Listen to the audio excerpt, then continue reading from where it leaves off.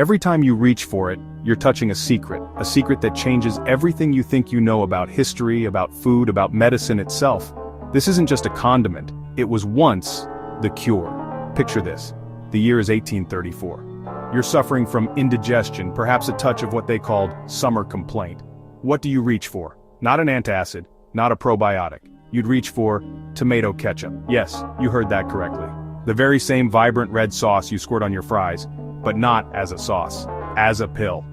For decades, the true bizarre origin of ketchup has been largely buried, dismissed as folklore. But the files don't lie. What if the most innocent item in your pantry was once peddled as the ultimate medicine? Tonight we peel back the layers of a truly forgotten chapter, a story so absurd, so unbelievable, it feels like it was deliberately suppressed. By the end, you'll never look at ketchup the same way again. To understand the medicine, we first need to understand the fruit. For centuries, the tomato had a dubious reputation in Europe. Dubbed the poison apple by some, its vibrant color was associated with nightshades, leading to widespread fear.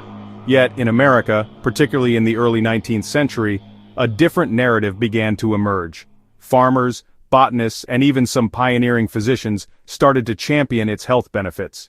They believed it possessed extraordinary digestive and healing properties, rich in vitamins, they surmised, a tonic for the gut. And from this burgeoning belief, a lucrative industry began to bloom. Enter Dr. John Cook Bennett of Ohio. In the late 1830s, he spearheaded the idea that tomatoes could cure common ailments. But it was a man named Archibald Miles who truly capitalized on this, patenting his tomato pills in 1837. This wasn't just a folk remedy, this was branded, marketed, and widely sold medicine. Advertisements of the era promised astonishing results. Dr. Miles's compound extract of tomato would cure indigestion, cleanse the liver, treat diarrhea, even soothe rheumatism. Imagine, a small concentrated pill derived from tomatoes touted as a panacea. The public, desperate for relief from chronic ailments, bought into the promise. But here's where the carefully constructed narrative of tomato as medicine begins to unravel. The miracle cure? It wasn't actually the tomatoes doing the work. Historians now reveal a darker truth. Many of these so-called tomato pills contained little to no actual tomato extract. Instead, they were often laced with far more potent and sometimes dangerous ingredients. Laxatives, opioids, even calomel, a mercury compound, were common additives, giving the illusion of effectiveness. The patients felt something happening, certainly, but it wasn't the beneficial power of the tomato. It was clever and frankly dangerous pharmaceutical trickery. The boom was short-lived. By the 1840s, stricter regulations and growing skepticism from legitimate medical professionals began to expose the charade. The public, once eager for the tomato cure, grew wary.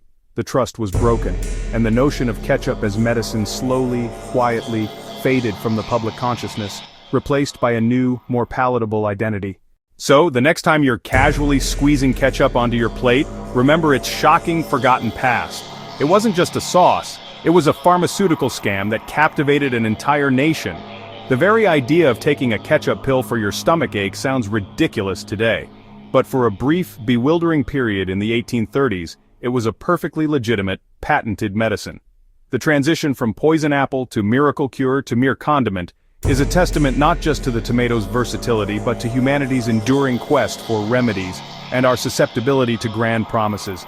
The truth was there, hidden in plain sight, in plain tomato. The files stop there.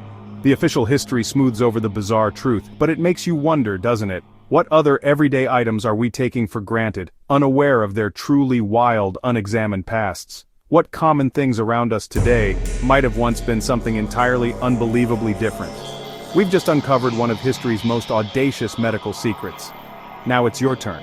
What unusual or forgotten histories have you stumbled upon? Share your findings, your theories, and your own WTF moments in the comments below. Let's keep digging, because the truth, much like good ketchup, always finds a way to reveal itself.